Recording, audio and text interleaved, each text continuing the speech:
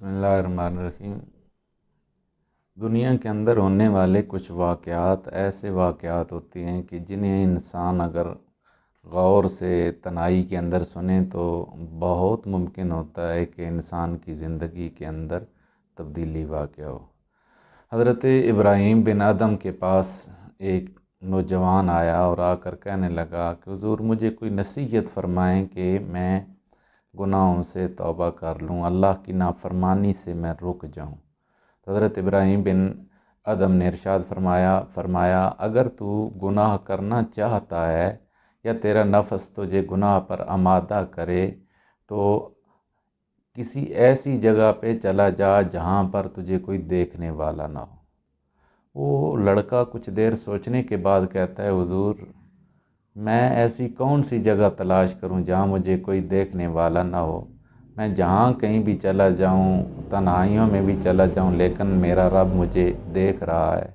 تو آپ نے ارشاد فرمایا پھر تجھے شرم نہیں آتی کہ اللہ تجھے دیکھ رہا ہے اور تو اس کے سامنے اس کی نافرمانی کر رہا ہے۔ پھر آپ نے ارشاد فرمایا کہ اگر تو گناہ کرنا ہی چاہتا ہے تو پھر اس زمین سے نکل کر کسی اور جگہ پر چلا جا اور وہاں جا کر جو ہے تو گناہ کر۔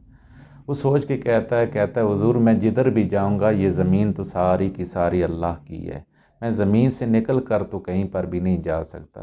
تو آپ نے فرمایا اگر کسی کا کوئی زمین پہ رہنے والا مزارع ہو تو وہ اپنے مالک کی جو ہے نافرمانی نہیں کر سکتا، تو اس کی زمین پہ رہتے ہوئے اس مالک کی جو ہے وہ نافرمانی اور اس کے گناہ کرتا ہے، اور تجھے اس بات پہ سوچتے ہوئے شرم نہیں آتی۔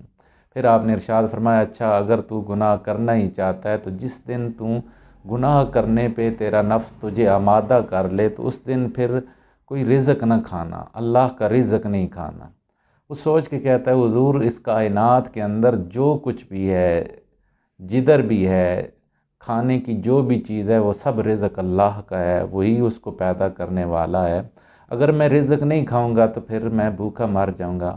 آپ نے فرمایا پھر تجھے شرم آنی چاہیے کہ اس مالک کا رزق کھا کر، اس مالک کی عطا کردہ مال میں سے کھا کر پھر تو اس کی نافرمانی کر رہا ہے۔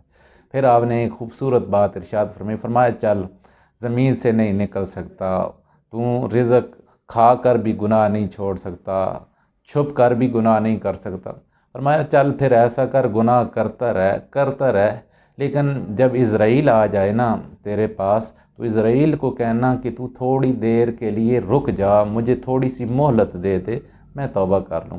تو اس لمحے بھی اللہ کی بارگاہ میں اگر توبہ کر لے گا تو اللہ تیری غلطیوں کو معاف فرما دے گا۔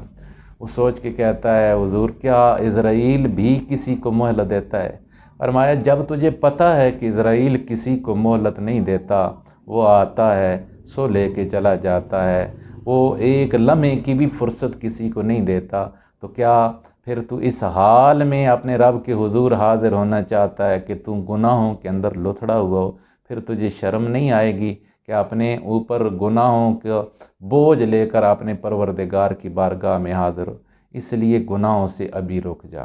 پھر آپ نے ارشاد فرمایا چل اگر اسرائیل بھی تجھے مہلت نہیں دیتا پھر بھی گناہ کرتا رہ، لیکن جب کل قیامت کا دن ہو اور جہنم کے فرشتے تجھے جہنم کی طرف گھسیٹ کر لے جانے لگیں تو انہیں مخاطب کر کے کہنا میں تمہارے ساتھ آنے کو تیار نہیں ہوں۔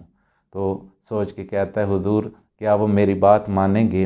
فرمایا جب تجھے پتہ ہے کہ وہ تیری بات نہیں مانیں گے تو پھر اپنے آپ کو آج وقت ہے جہنم سے بچا، آج وقت ہے اللہ کی نافرمانی سے رک جا۔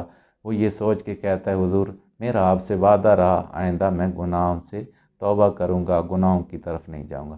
یہ ساری چیزیں اگر ہم میں سے ہر ایک آدمی چند لمحوں کے لیے سوچے، ہم خدا کی زمین پہ رہتے ہوئے اس کی نافرمانی کرتے ہیں، ہم خدا کا رزق کھا کر اس کی نافرمانی کرتے ہیں، اللہ ہمیں دیکھ رہا ہے اور ہم اس کے سامنے اس کی نافرمانی کرتے ہیں، ہمیں پتہ ہے کہ موت سے پہلے اسرائیل توبہ کی مہلت نہیں دیتا پھر بھی ہم اس کی اللہ کی نافرمانی کرتے ہیں، ہمیں پتہ ہے کہ جہنم کے فرشتے کسی کو مہلت دینے والے نہیں، ہم پھر بھی نافرمانی کرتے ہیں۔